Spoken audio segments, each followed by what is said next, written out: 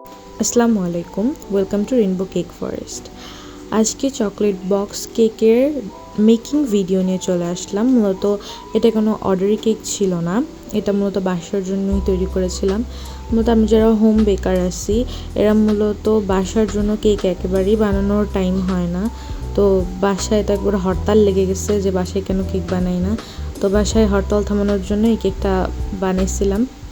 তো বাসা থেকে বলে দিচ্ছে যে আমাদের এবার প্রচুর পরিমাণে চকলেট দিতে হবে কেকে।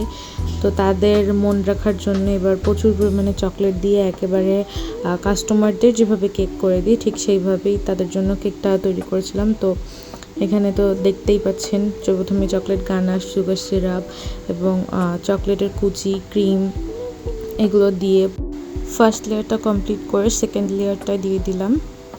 এবার সেকেন্ড লেয়ারটার উপরেও সুন্দর করে সুগার সিরাপ দিয়ে তারপরে একেবারে ভরে চকলেট দিয়ে দিব।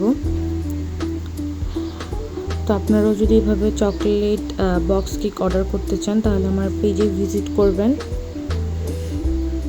তো আমি এখানে 2টা বক্স কেক বানাইছিলাম।